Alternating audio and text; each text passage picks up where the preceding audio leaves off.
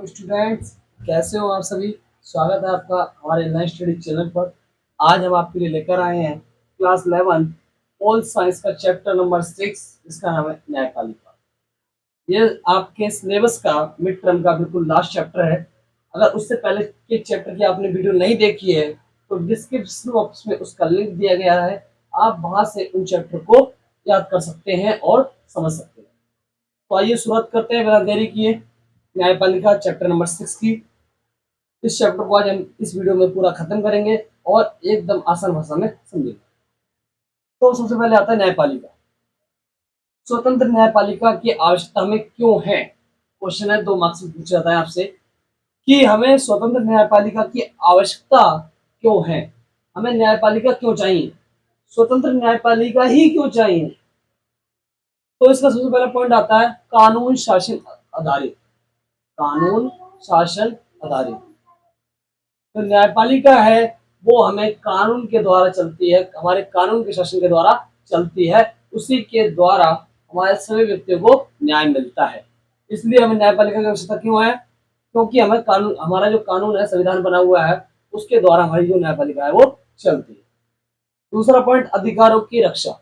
व्यक्ति के अधिकारों की रक्षा हमारी न्यायपालिका करती है। यदि किसी व्यक्ति के अधिकारों का हनन होता है तो वो हमें न्यायपालिका अधिकार दिलाती है। ठीक है। तीसरा है वाद विवादों को हल करना। यदि आप देखते हो कि घर में, समाज में या संस्था में एक दूसरे के बीच वाद विवाद हो जाता है तो उनको हल करना भी न्यायपालिका की जिम्मेदारी है। इसलिए हमें न्यायपालिका की आवश्यकता पड़ती है। समझ में आया होगा। चलते हैं आगे की ओर। न्यायपालिका की स्वतंत्रता। आपसे पूछ लिया था 1 मार्क्स में कि न्यायपालिका की स्वतंत्रता का अर्थ क्या है। तो न्यायपालिका की स्वतंत्रता का अर्थ है कि सरकार के विभिन्न अंग, विधायिका और कार्यपालिका किसी भी प्रकार से न्यायपालिका के कार्य में बाधा उत्पन्न ना करे। ये है न्यायपालिका की स्वतंत्रता। ठीक है। विधायिका, कार्यपालिका किसी प्रकार से कार्यों में बाधा उत्पन्न ना करे, बाधा ना पहुंचाए। ये है न्यायपालिका की स्वतंत्रता। और देखो, सरकार के अन्य अंग, सरकार के 3 अंग होते हैं, विधायिका, कार्यपालिका और न्यायपालिका। सरकार के अन्य अंग मतलब न्यायपालिका को छोड़कर निर्णयों में हस्तक्षेप ना करें। जब न्यायपालिका निर्णय करती है तो सरकार के अन्य अंग हस्तक्षेप ना करें, मतलब बीच में टांग ना अड़ाए, बीच में ना बोले। ये न्यायपालिका की स्वतंत्रता है। न्यायाधीश बिना भय और भेदभाव के न्याय करे। न्यायाधीश बैठा हुआ है वहां, चाहे वो सर्वोच्च न्यायालय का हो, उच्च न्यायालय का हो, अधीनस्थ न्यायालय का हो या जिला न्यायालय का हो, उसको बिना भय, बिना डरे और बिना भेदभाव के क्या करना है, न्याय करना है। ये है न्यायपालिका की स्वतंत्रता। समझ में आया होगा। यदि आपको समझ में आ रहा है, वीडियो पसंद आ रही है तो एक लाइक जरूर करो। चलते हैं आगे की ओर। अब आ जाता है न्यायाधीश की नियुक्ति। इंपॉर्टेंट है क्वेश्चन एग्जाम की दृष्टि से। आ जाता है न्यायाधीश की नियुक्ति कैसे होती है, लिखिए। तो देखिए, जो न्यायाधीश होता है उसकी नियुक्ति में मुख्यमंत्री, मंत्रिमंडल और राज्यपाल ये सभी बैठे हुए होते हैं। जो राज्यपाल की नियुक्ति होती है, वो सॉरी न्यायाधीश की नियुक्ति होती है वो राष्ट्रपति के द्वारा होती है। लेकिन समय आने पर यह सलाह भी ले सकता है। किससे? मुख्य न्यायाधीश से सलाह भी ले सकता है। समझ में आया। ये पॉइंट मैंने आपको बता दिए। इसमें मुख्यमंत्री, मंत्रिमंडल, राज्यपाल शामिल होते हैं। न्यायाधीश की नियुक्ति में राष्ट्रपति द्वारा होती है। जो न्यायाधीश है उसकी नियुक्ति राष्ट्रपति के द्वारा होती है। भारत के मुख्य न्यायाधीशों से सलाह राष्ट्रपति ले सकता है। इस प्रकार इसकी नियुक्ति होती है। लेकिन अभी पूछ लिया था कि भाई ये नियुक्ति तो हो गई, लेकिन इसे हटाया कैसे जाएगा। ठीक है, क्या करा जाएगा, हटाया कैसे जाएगा। मतलब अगर ये गलत कार्य कर रहा है तो इसे हटाना कैसे संभव है वो बताएंगे। हटाने की प्रक्रिया बहुत कठिन है भाई मेरे। हटाने की प्रक्रिया बहुत कठिन है। केवल विशेष परिस्थितियों में हटाया जा सकता है।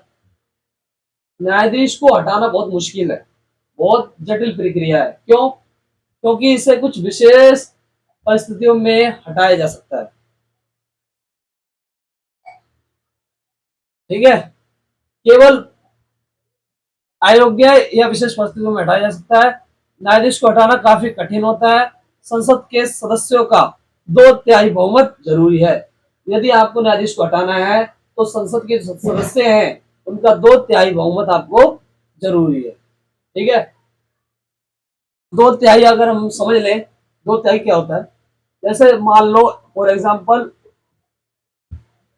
संसद में 300 सदस्य हैं, तो 2/3 मतलब ये 2/3, 3 को काट दिया 300 तो 100, ये 200, तो 200 सदस्यों की आपको क्या लेनी पड़ेगी, 200 सदस्य वहां क्या होने चाहिए, इस बात से सहमत होने चाहिए कि हाँ इस न्यायाधीश को हमें हटाना है, तभी ये न्यायाधीश हटेगा। और इसे हटाना काफी कठिन होता है और केवल इसे विशेष परिस्थितियों में ही हटाया जा सकता है। और किस प्रक्रिया द्वारा हटाया जा सकता है, एक नंबर में आपसे पूछ लिया जाता है, इसे महाभियोग प्रक्रिया द्वारा हटाया जाता है। ठीक है, चलते हैं इसके आगे की ओर। न्यायाधीश की संरचना बहुत इंपॉर्टेंट क्वेश्चन है।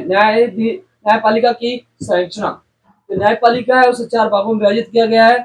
सर्वोच्च न्यायपालिका, उच्च न्यायालय और जिला न्यायालय और अधीनस्थ न्यायालय। सबसे ऊपर वाली होती है सर्वोच्च न्यायालय, उसके नीचे उच्च न्यायालय, सबसे नीचे जिला न्यायालय और सबसे नीचे अधीनस्थ न्यायालय, जिसको हम या गांव का या छोटा मोटा जो न्यायालय होता है उसको हम कह सकते हैं। ठीक है, ये होते हैं। अब इनके हम कार्य का वर्णन कर लेते हैं, आपके एग्जाम में पूछ लिया जाता है इनके कार्य क्या है। तो देखो, सर्वोच्च न्यायालय, सर्वोच्च न्यायालय सबसे बड़ा न्यायालय है, इसके फैसले को हर हर न्यायालय को मानने पड़ते हैं। ठीक है, ये अपने पास किसी भी मुकदमे को मंगवा सकता है। ठीक है, ये उच्च न्यायालय के द्वारा की गई अपील या इसके नीचे के न्यायालय द्वारा की गई अपील, मुकदमे पर की गई अपील पर फैसला सुनाता है। और ये उच्च न्यायालय के न्यायाधीश का तबादला कर सकता है, एक स्थान से दूसरे स्थान ले सकता है। ये तो हो गए सर्वोच्च न्यायालय के। अगर बात करें उच्च न्यायालय के, तो उच्च न्यायालय क्या करता है, उच्च न्यायालय करता है राज्य के मुकदमे को निपटाता है। उच्च न्यायालय क्या करता है, राज्य के मुकदमे को निपटाता है। इनके नीचे की न्यायालय द्वारा मुकदमे पर की गई अपीलों पर फैसला सुनाता है और इन अधीनस्थ न्यायालयों पर क्या करता है, अधीनस्थ मतलब इनकी नीचे वाली अदालतों पर ये नियंत्रण रखता है। ये हो गए उच्च न्यायालय के। अगर हम बात करें जिला न्यायालय के कार्य, तो जिला न्यायालय के कार्य हैं, ये जिला में आने वाले सभी मुकदमों को निपटाता है। ये अपने अधीनस्थ न्यायालयों को नियंत्रण रखता है और ये क्या करता है, अधीनस्थ न्यायालय द्वारा की गई मुकदमे पर अपील पर फैसला सुनाता है। ठीक है, ये हो गया न्यायालय का काम। अगर अधीनस्थ न्यायालय की बात करें, इसकी अधीनस्थ न्यायालय, तो अधीनस्थ न्यायालय में होता है जो फौजदारी और जो वीरता हुई है उसके फैसले को लड़ता है। ठीक है, ये तो होगा हमारे यहाँ तक कंप्लीट। समझ में आया आपको? अब और 2 टॉपिक रह गए हैं तो मुझे यार मिटाना पड़ेगा कुछ, समझ लेते हैं इसको, खत्म करते हैं इस वीडियो में। लाइक जरूर कर दो भाई, शेयर करना, सब्सक्राइब भी करना भूलना मत, बिल्कुल भी नहीं। यदि आपको समझ में आ रहा है तो लाइक शेयर सब्सक्राइब सब कर दो भाई। ठीक है, अब आते हैं एक बात नकारात्मक पहलू।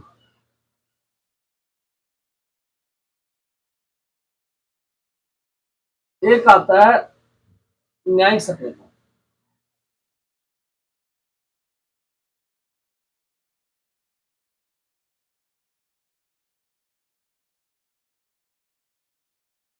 न्यायिक सक्रियता, सबसे पहले हम न्यायिक सक्रियता पढ़ेंगे। क्या है न्यायिक सक्रियता? तो न्याय सक्रियता में जनहित याचिका, क्या जनहित याचिका, तो न्याय सक्रियता का जो देखने का साधन है वो सबसे बड़ा साधन है जनहित याचिका। कौन सा साधन? जनहित याचिका। न्याय सक्रियता के अंदर जो मुख्य साधन है वो है जनहित याचिका, इसे देखा जा सकता है। दूसरा है आपका जनहित याचिका,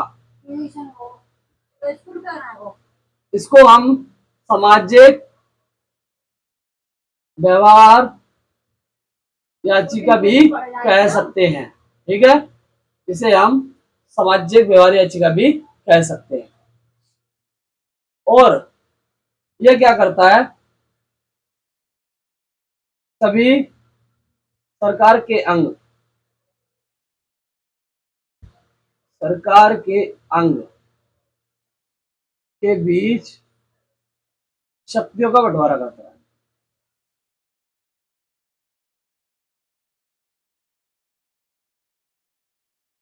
ये क्या करता है, सभी सरकार के अंगों के बीच शक्तियों का बंटवारा करता है, जनहित याचिका करता है और सामाजिक व्यवहार याचिका जिसे कहा जाता है। अगर बात करते हैं इसके नकारात्मक पहलू क्या पड़े, लोगों ने इसे अच्छा माना कि लोगों की जन के हित की बात हो रही है। जनहित याचिका, जन मतलब लोग, हित मतलब उनके पक्ष में, लोगों के पक्ष में बात हो रही है, तो उन्होंने लगा कि अच्छा हो रहा है। लेकिन उसके कुछ नकारात्मक पहलू भी पड़े। क्या पड़े वो उसको हम जानते हैं। न्यायपालिका,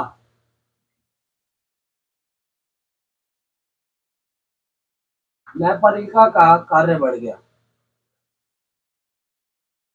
जो न्यायपालिका थी उसका कार्य बढ़ गया, उसके पास सबसे ज्यादा कार्य हो गया, इसलिए सजा नकारात्मक पहलू था। उसके बाद सरकार के विभिन्न अंग, विभिन्न अंग, विधायिका, कार्यपालिका, न्यायपालिका,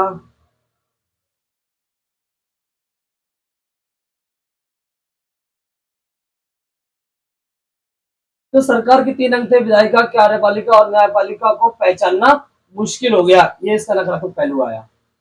तीसरा नकारात्मक पहलू क्या आया, सभी क्षेत्र, क्या, सभी क्षेत्र, जो उसके क्षेत्र हैं वो एक दूसरे का, एक दूसरे का सम्मान करेंगे। देखो भाई, ये इतने एक दूसरे के पे आ गए थे कि एक दूसरे का सम्मान करना भी भूल गए थे। विधायिका कार्यपालिका का सम्मान नहीं करती या ना न्यायपालिका करती थी।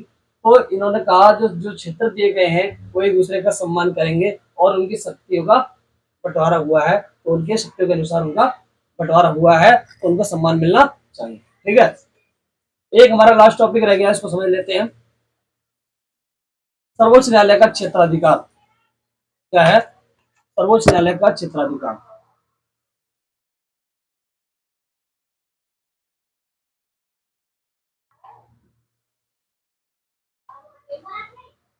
क्षेत्राधिकार, ये था सर्वोच्च न्यायालय का क्षेत्राधिकार।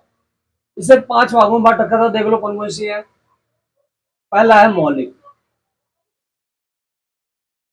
सर्वोच्च न्यायालय का जो क्षेत्राधिकार था वो मौलिक में बांट रखा था। मौलिक क्या करता है, ये मौलिक अधिकार नहीं है, ये केवल मौलिक है। ये केंद्र और राज्य के विवादों को हल करता था। ठीक है, दूसरा है अपील, ये क्या करता था, अधीनस्थ न्यायालय द्वारा किए गए मुकदमों पर अपील की सुनवाई करता था। ठीक है, तीसरा है आपका सलाहकारी, सलाहकारी, जब भाई सभी को लगता था कि हाँ भाई सलाह लेनी चाहिए तो राष्ट्रपति सभी से सलाह लेता था। चौथा था विशेषाधिकार, विशेषाधिकार, कुछ संस्थाओं को, कुछ राज्यों को विशेष अधिकार मिले हुए थे, उनको समाप्त करने के लिए कहा गया था। ठीक है, इसके बाद आता है रेट, यदि व्यक्ति के नियमों का या मौलिक अधिकारों का उल्लंघन होता है तो सर्वोच्च न्यायालय या उच्च न्यायालय जा सकता है, उसे रिट कहा गया। ये था आपके इस चैप्टर में। यदि आपको वीडियो पसंद आई हो तो लाइक, शेयर और सब्सक्राइब जरूर कीजिए और जाते जाते शेयर करना ना भूलिए। Thank you for watching.